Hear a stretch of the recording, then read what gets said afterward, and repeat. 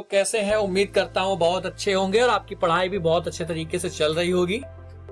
हम लोगों ने अपना भूगोल का चैप्टर नंबर 1 संसाधन और विकास को अच्छे तरीके से पढ़ लिया था।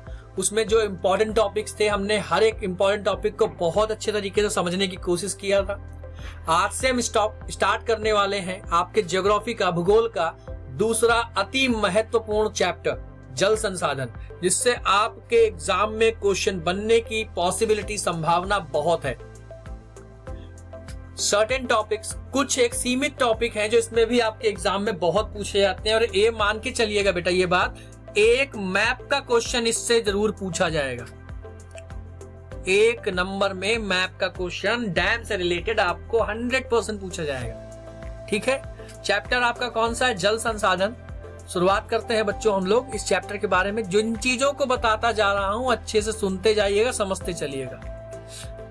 सबसे पहली ही हेडिंग आपको देखने को मिल रही है जल संसाधन का महत्व। बचपन से पढ़ते चले आ रहे हैं, सुनते चले आ रहे हैं, जल ही जीवन है। पृथ्वी पे जल जीवन का आधार है। सभी जीव के लिए जल आवश्यक संसाधन है। या अर्थव्यवस्था के सभी क्षेत्रों, अर्थव्यवस्था के सभी क्षेत्र कौन कौन से? प्राइमरी, सेकेंडरी और टर्शरी, जिसको आप हिंदी में प्राथमिक, द्वितीयक और तृतीयक बोलते हो। इकोनॉमिक्स में एक सेपरेट चैप्टर भी है इस चीज के ऊपर। ठीक है, हम उसमें भी पढ़ेंगे। तीनों क्षेत्रों के लिए अर्थव्यवस्था जो चलती है आपकी, इन तीनों क्षेत्रों से चलती है। कौन कौन से? प्राथमिक, द्वितीयक और तृतीयक जो है। इनके लिए जल की एक बहुत ज्यादा, इन तीनों क्षेत्रों में जल का एक बहुत ज्यादा इंपॉर्टेंट रोल रहता है, बहुत महत्वपूर्ण भूमिका रहती है। अब इन चीजों को, अर्थव्यवस्था अगर विकसित बनानी है तो ये तीनों क्षेत्र क्या होने चाहिए? अच्छे होने चाहिए, अच्छे तरीके से काम करने चाहिए। अब काम कब करेंगे? जब इनमें प्रयोग की जाने वाली वस्तुओं का हम क्या करेंगे? संचयन करेंगे। ना केवल संचयन करेंगे और इसके साथ साथ सही तरीके से हर वो चीज का जो इन तीनों क्षेत्रों में प्रयोग होती हैं, उनका हर अच्छे तरीके से हम क्या करेंगे? प्रयोग करेंगे। और इससे एक और भी फायदा होगा, और उन जल का संकट जो है वो भी दूर होगा। अब पहला टॉपिक जो आपका है, प्राथमिक क्षेत्र में किस प्रकार से यूज होता है, देखते हैं बेटा क्या लिखा हुआ है। प्राथमिक क्षेत्र में देखो, एग्रीकल्चर लिखा हुआ है, खेती लिखा हुआ है, कृषि लिखा हुआ है। भाई खेती में सिंचाई की जरूरत होती है। ठीक, अगर आपको खेत में फसल बोनी है, फसल को अच्छे तरीके से उगाना है, उसके लिए आपको सिंचाई करनी पड़ेगी। ठीक, अब सिंचाई करते कैसे हैं बच्चे? भूजल वाटर, जो आपका ग्राउंड वाटर होता है, नदियों से, झीलों से जो पानी आता है, वर्षा का जो पानी होता है, इन सब चीजों पे खेती क्या होती है, सिंचाई क्या होती है? निर्भर होती है। अब खेती किस लिए करते हैं? अब इन सब चीजों के बारे में, खेती क्या है, कैसे है, क्या है, किन किन चीजों को कहते हैं, चैप्टर 4 आपका एग्रीकल्चर, कृषि का जो चैप्टर है उसमें बात करेंगे। ठीक है, अब एक और भी चीज है, अगर हम अच्छे से जल का संचयन करेंगे, जल का संरक्षण करेंगे, तो हमारी सिंचाई जो है सुचारू रूप से चलती रहेगी। और जब सिंचाई हमारी अच्छे से चलेगी तो हमारी खेती भी क्या होगी? बहुत अच्छे तरीके से हमें देखने को मिलेगी, फसलें हमारी बहुत अच्छे तरीके से हमको देखने को मिलेगी। आगे बढ़ते हैं बच्चों। दूसरा पशुपालन देखने को मिल रहा है आपको। पशुपालन में क्या है? एनिमल हस्बेंड्री, गाय, भैंस, बकरी, भेड़ आदि के कोई भी जानवर हो, हर जानवर को हरे चारे का चारा खाता है, उसको पानी चाहिए। और हरे चारा का अगर उगाना है ना, हरे चारे की खेती के लिए भी आपको जल की आवश्यकता होने वाली। डेयरी उद्योग क्या होता है? पूरी तरीके से पानी पर निर्भर होता है, क्योंकि क्या करते हैं डेयरी उद्योग में? पशुओं की देखभाल की जाती है और उनकी स्वच्छता के लिए, क्या उनको स्वच्छ बनाए रखने के लिए जल बहुत ज्यादा आवश्यक होता है। मत्स्य पालन, मछली पालन जिसको आप बोलते हो, नदियों में, झील, तालाब और समुद्र में मछलियों का पालन किया जाता है। पालन के लिए पानी जो है बहुत ज्यादा इंपॉर्टेंट होता है। मत्स्य पालन, मछली पालन ग्रामीण अर्थव्यवस्था का एक महत्वपूर्ण भाग है जो जल संसाधन पर पूर्णतया निर्भर होता है। ठीक है, आगे बढ़ते हैं बेटा। कोयला, खनिज जो निकालते हैं हम लोग, क्या करते हैं? खनन करते हैं, माइनिंग करते हैं। उसमें क्या यूज होता है? खनन में भी कोयला, खनिज और अन्य धातुओं के खनन में उपयोग किया जाता जल का। खनन प्रक्रिया में पानी का प्रयोग से धूल को कम करना, खनिज को धोने में, मशीनों को ठंडा करने के लिए किया जाता है। बेटा क्यों यूज कर रहे हैं? जो मिनरल्स मिलते हैं, जो खनिज मिलते हैं, उसमें जो इम्प्योरिटीज होती हैं, जो अशुद्धियां होती हैं, उन अशुद्धियों को धुलने के लिए, साफ करने के लिए हम क्या करते हैं? पानी का प्रयोग करते हैं, जल का प्रयोग करते हैं। ठीक है, आगे बढ़ते हैं। यह आपने पढ़ा प्राइमरी क्षेत्र के बारे में, प्राथमिक क्षेत्र के बारे में। हम लोग बात करेंगे द्वितीयक क्षेत्र में। द्वितीयक क्षेत्र में किस प्रकार से जल का प्रयोग होता है? लिखा हुआ उद्योग व निर्माण कार्य होते हैं। या द्वितीयक क्षेत्र तो वही है जहां पे मैन्युफैक्चरिंग करते हैं, जहां पे हम क्या करते हैं? कुछ ना कुछ बना रहे होते हैं। देखो क्या लिखा हुआ, उद्योग, टेक्सटाइल कपड़ा बनाते हैं, लोहे जो लोहा व इस्पात जो आपका इंडस्ट्री है वहां पे आपको जल का यूज दिखेगा, प्रयोग दिखेगा। रासायनिक इंडस्ट्री में दिखेगा। खाद्य प्रसंस्करण, फूड प्रोसेसिंग में भी आपको देखने को मिलेगा जल का प्रयोग।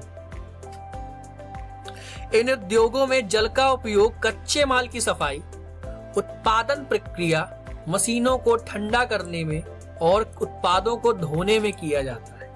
ध्यान रखना बच्चों, कई औद्योगिक क्षेत्रों में जल की अधिक खपत व जल प्रदूषण एक गंभीर समस्या भी बन चुकी है। ये भी हमें ध्यान रखना है कि उद्योग में जल का अत्यधिक खपत के कारण, अत्यधिक खपत और जल को प्रदूषित जो किया जा रहा है, एक बहुत गंभीर समस्या बन चुकी है। आगे क्या लिखा हुआ है? ऊर्जा उत्पादन में देखते हैं बेटा, पावर जनरेशन में हाइड्रो पावर इलेक्ट्रिसिटी जो होती है, जल से जो विद्युत बनाते हैं, बिजली का उत्पादन करते हैं, उसमें तो पूर्ण रूप से क्या होता है? जल पे ही डिपेंड रहते हैं। थर्मल पावर प्लांट क्या होता है? थर्मल पावर मतलब जहां पे कोयले को जला के गर्मी उत्पन्न करके जो बिजली बनाई जाती है, वहां पे भी जल की आवश्यकता होती है। इसके साथ साथ निर्माण जो आपका लिखा हुआ, कंस्ट्रक्शन में भी इसका इस्तेमाल होता है। इमारतों के, सड़कों के, पुलों के, बांध, अन्य बुनियादी ढांचे के निर्माण में भी पानी की आवश्यकता होती है। क्यों? हर एक चीज में आपको दिख रही, देखो पानी की आवश्यकता। कंक्रीट मतलब सीमेंट, ईंट, सीमेंट और ये सब चीजें बनाने में भी आपको क्या देखने को मिलेगा? जल का अत्यधिक प्रयोग देखने को मिलने वाला है। आगे देखते हैं तृतीय क्षेत्र में क्या देखने को मिलेगा। तृतीय क्षेत्र को सेवा क्षेत्र भी कहते हैं। ये एमसीक्यू क्वेश्चन है बेटा, मल्टीपल चॉइस क्वेश्चन में पूछा गया बहुत बार, जिसमें पर्यटन, ये भी एमसीक्यू क्वेश्चन है, पर्यटन, परिवहन, स्वास्थ्य व व्यापार जैसी सेवाएं आती हैं। ठीक है, पर्यटन में जैसे क्या? होटल, रिजॉर्ट्स, मनोरंजन पार्क, वाटर स्पोर्ट्स, समुद्री तट, झीलों के रखरखाव जो होता है झीलों का, ये सब किस पे निर्भर होता है? जल पे ही निर्भर होता है। धार्मिक तथा ऐतिहासिक स्थलों पर भी जल की उपलब्धता की आवश्यकता होती है। क्यों भाई? साफ सफाई रखना है, रखरखाव रखना है, हर एक चीज को धुलाई करनी है। कहा किस चीज की रिक्वायरमेंट होगी? किस चीज की आवश्यकता होगी? जल की ही आवश्यकता होने वाली है। आगे बढ़ते हैं बेटा। परिवहन, जल परिवहन, वाटर जो आपका ट्रांसपोर्ट होता है, इसमें भी आपको देखने को मिलेगा। चैप्टर नंबर 7 ज्योग्राफी के, हम उसमें इस चीज के बारे में बात करेंगे बहुत अच्छे से। क्या लिखा हुआ है देख लेते हैं। व्यापार तथा यातायात के लिए समुद्र, नदियां व झील जो है महत्वपूर्ण भूमिका निभाती हैं। वाटर ट्रांसपोर्ट, जल परिवहन में जो आप देखते हो बेटा, समुद्र, नदियां और झील जो होती है अति महत्वपूर्ण भूमिका निभाती हैं। क्योंकि भाई शिप जो होते हैं, पानी के जो जहाज होते हैं, वो चलते किस पे हैं? समुद्र पे, नदियों पे, या जो झील होती है उन पे ही चलेंगे। वाटर जो ट्रांसपोर्ट है, जल परिवहन जो है, वो सस्ता भी होता है और पर्यावरण के लिए अनुकूल भी होता है। क्लियर? इसके साथ साथ स्वच्छता, स्वास्थ्य और स्वच्छता को बनाए रखने के लिए भी आपको जल की आवश्यकता देखने को मिलेगी। क्या लिखा हुआ है? पीने के पानी के लिए आवश्यक, अस्पतालों की स्वच्छता के लिए, सीवेज निपटान के लिए व्यक्तिगत स्वच्छता जल पर निर्भर करती है। ठीक है, जल जनित बीमारियों से बचने के लिए भी स्वच्छ जल की आवश्यकता होती है। बेटा ये तीनों सेक्टर के बारे में पढ़ा हम लोगों ने कि 3 जो सेक्टर आपके होते हैं, 3 जो क्षेत्र आपके होते हैं, प्राथमिक, द्वितीयक और तृतीयक, इसमें जल का प्रयोग कहाँ कहाँ पे होता है, कैसे होता है, इंपॉर्टेंट है, पूछा गया है एग्जाम में आपके, ध्यान रखना। नेक्स्ट वीडियो में हम लोग बात करेंगे वाटर स्कैर्सिटी के बारे में। ऐसे ही पढ़ते रहिए, मिलते हैं नेक्स्ट वीडियो में। थैंक यू बच्चों।